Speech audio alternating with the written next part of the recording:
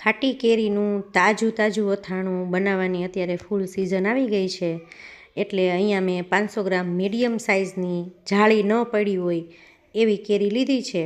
અને અહીંયા અમારે ગુજરાતમાં એને ખાખડી કહે છે. તો હવે ખાખડી છે એમાં હજી જાળી પડી નથી, સહેજ કડક છે અંદરનો ભાગ, ગોઠલીનો ભાગ, પણ હજુ જાળી નથી પડી, એટલે આખું વર્ષ માટે આપણે જે સાચવીને અથાણું કરીએ એ અથાણું અત્યારે હજુ બને નહીં, વાર છે. પરંતુ તાજું ખાવા માટે આપણે અથાણું બનાવવાના છીએ, તો એના માટે મેં 500 ગ્રામ જેટલી મીડિયમ સાઇઝની, બહુ ખાટી ન હોય અને મીડિયમ હોય એવી કેરી લીધી છે. ને આવા ટુકડા કરી લેવાના આપણે ગમતા હોય એવા મીડિયમ સાઇઝના. પછી 1 ચમચી હળદર અને 2 ચમચી મીઠું નાખી અને આ રીતે એને મિક્સ કરી દેવાનું છે અને ઢાંકી અને 4 થી 5 કલાક માટે રાખી દેવાનું છે. 4-5 કલાક આ રીતે હળદર મીઠામાં રહેશે એટલે મીઠું અને હળદર બે ચડી જશે. ત્યારબાદ એની રીતે આ રીતે એને કોઈ વાસણમાં અથવા તો એને પ્લાસ્ટિકમાં આ રીતે ઉપરની સાઈડ રહે એ રીતે છાલનો ભાગ નીચે રાખી અને 4 થી 5 કલાક માટે છાંયે પવનમાં એને સૂકવી દેવાની છે. ત્યારબાદ 250 ગ્રામ મેથીનો બોળો અને એની અંદર આપણે 2 ચમચી જેટલો રાઈનો બોળો છે આ રીતે કોરે કોરે રાખી દેવાનો છે.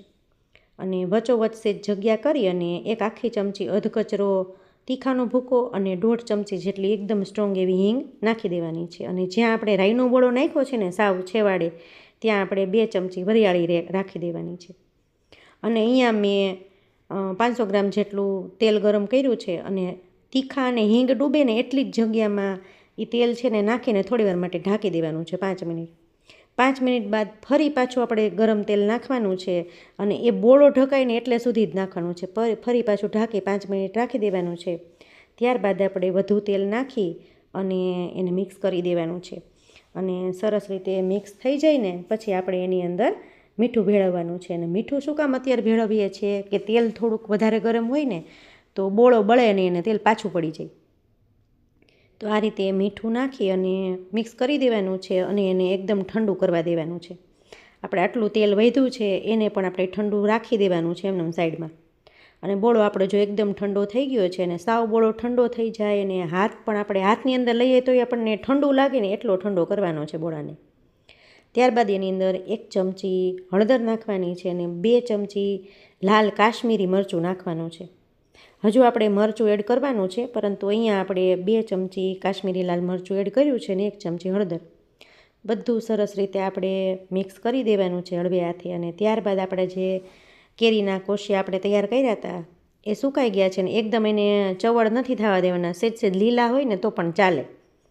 તો આ રીતે આપણા કોશિયા છે એને આપણે આપણા બોળામાં ઉમેરી દેવાના છે અને સરસ રીતે બધું મિક્સ કરી દેવાનું છે. અને આપણું જે તેલ વધ્યું હતું એ બધું તેલ પણ આપણે એની અંદર મિક્સ કરી દેવાનું છે. અથાણામાં તેલ, મીઠું અને ચટણી છે ચડિયાતા જ જોઈએ. ત્યારબાદ આપણે હજુ 2 ચમચી લાલ કાશ્મીરી મરચું એડ કરી અને મિક્સ કરી દેવાનું છે.